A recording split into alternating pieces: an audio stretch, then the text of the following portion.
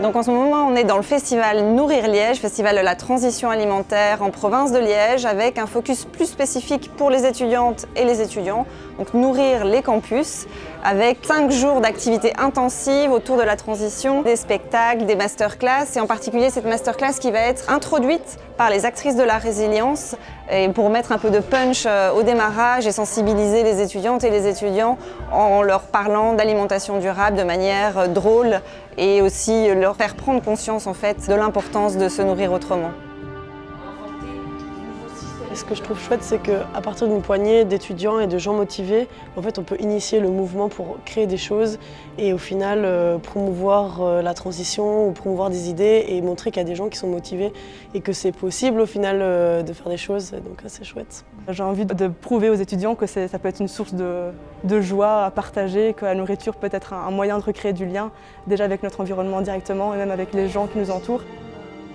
Donc l'enseignement supérieur se doit de tenir compte de l'alimentation des étudiantes et des étudiants. Pour eux, c'est essentiel de savoir ce qu'il y a dans leur assiette, comment c'est produit, de quelle manière, est-ce que ça vient de loin, et pour l'impact aussi sur leur santé, puisque pour bien étudier, il faut se nourrir correctement sur le long terme. Les étudiants, c'est des acteurs et actrices de changement. Ils ont déjà du pouvoir sur leur alimentation, c'est important qu'ils en aient conscience, mais c'est important aussi qu'on leur donne les moyens d'agir par rapport à ça, qu'ils aient accès à des cantines durables par exemple, mais également qu'on leur permette de trouver le temps de s'informer et de se questionner par rapport à ces questions. Et ça, c'est pas toujours facile parce qu'ils ont un emploi du temps très chargé. On organise le marché des producteurs, donc on a essayé de contacter tous les producteurs locaux dans les environs, de créer du lien. Notamment pour les boissons, on a été chercher des boissons à la Pommerie qui est juste à côté.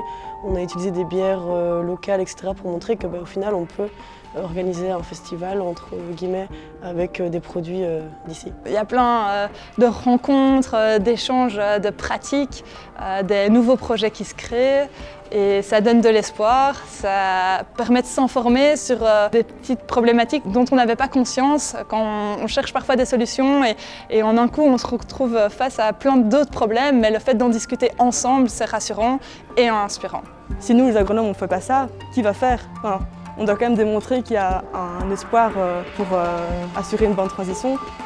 Voir les étudiants mettre les mains dans la terre au quotidien, puisqu'ils ont des potagers collectifs maintenant dans certaines universités, c'est vraiment enthousiasmant et ça permet d'essaimer au travers d'autres universités et collectifs. Parce que maintenant, grâce aux vidéos, Instagram, etc., on sent que ça diffuse et qu'il y a cette envie de se dire on se reconnecte avec la planète de manière globale et on peut manger aussi plus localement, on peut faire pousser ses propres légumes et ça c'est fantastique. Il y a beaucoup de gens qui sont motivés en fait plus qu'on ne le croit et qui attendent juste certaines initiatives pour aussi se lancer et se dire en fait c'est possible et moi je peux le faire et c'est chouette de voir qu'il y a autant de gens qui viennent et qui apprennent des choses et qui au final sont hyper heureux et on voit des sourires et ça en partage en fait un enrichissement mutuel. Donc ça c'est chouette, ça me fait bien sourire.